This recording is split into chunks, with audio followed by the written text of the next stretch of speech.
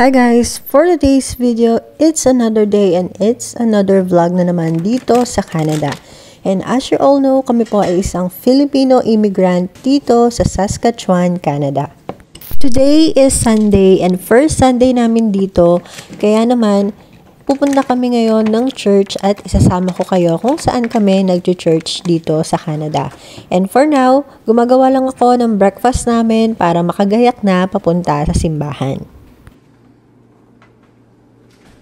Simple breakfast lang yung ginagawa ko sa amin ni Daddy and usually sandwich lang and then si Nero ginagawan ko siya ng pancake niya para naman ma-enjoy niya. So, iyan na din yung milk na iniinom niya everyday. So, nagtatry na kami ngayon na tanggalin ang breastfeeding sa kanya since big boy na din naman siya.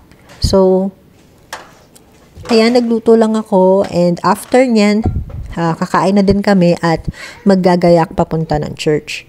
So, ayan, arte-arte lang ang atin nyo dyan and feeling, model-model ng damit. Charing.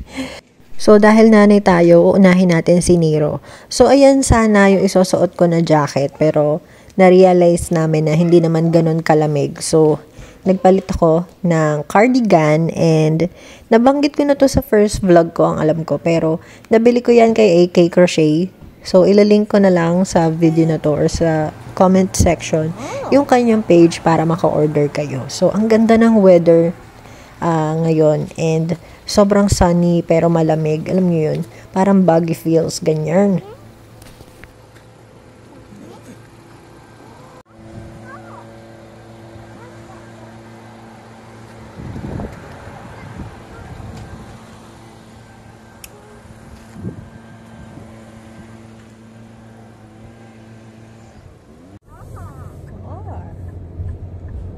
So, ayan, papunta na kami ng church and sobrang lapit lang yan dito. Parang around 2 minutes lang kung naka-car ka. Kayang-kaya din lakarin. Pero since malamig, hindi natin kaya. So, ayan, dito kami nag-church sa Salvation Army.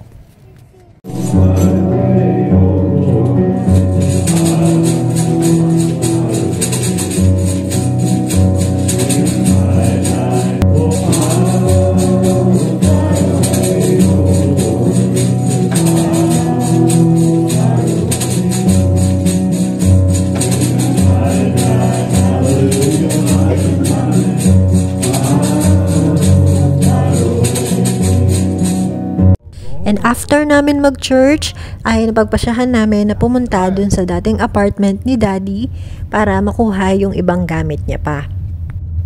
Since papunta kami sa dating apartment ni Daddy, napagpasyahan din namin na dumaan doon sa malapit sa kanyang workplace at ipakita kay Nero yung mga naglalakihan na mga vehicle and at the same time yung mga ginagawa ni Daddy. So, hindi ko na babanggitin dito kung saan siya nagtatrabaho at baka i-search nyo pa, charing. So, joke lang, pero syempre, for company, hindi ko na babanggitin kung saan siya nagwo-work. Pero, ayan, pinapakita ko lang sa inyo yung mga malalaking sasakyan dyan, mga farming equipment iyan, and ayan yung ginagawa nila Daddy. So, enjoy na enjoy si Nero dyan kasi nga, may mga malalaking sasakyan at the same time, yung bulldozer talaga, bet na bet niya dyan.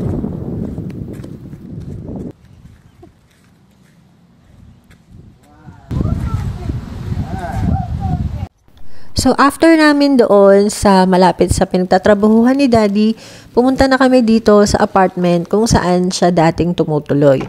And since meron ditong mini playground sa kanilang backyard, humiram muna si Nero ng mga toys para siya ay malibang habang kumukuha si Daddy ng kanyang mga gamit dito sa apartment. So, after namin makuha yung mga gamit ni Daddy dito sa apartment, napagpasyahan namin na mag-take out dito sa Canadian Chinese restaurant.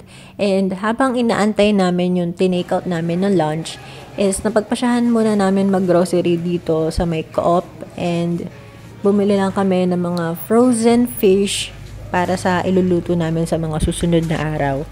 So, after nyan, umuwi na din kami and sa bahay na kami nag-lunch dahil super antok na din yan si Nero. And pagka-uwi namin, Kumain lang kami and then nag-assemble na si Daddy ng mga gamit namin dito sa bahay. So, ayan, nanggugulo lang yung aming batang maliit dyan. And after nyan, sa dinner is na-invite kami ng aming Canadian friend na churchmate din and sobrang welcoming nila and sobrang babait. So, ayun lang naman. See you on my next video. Bye-bye!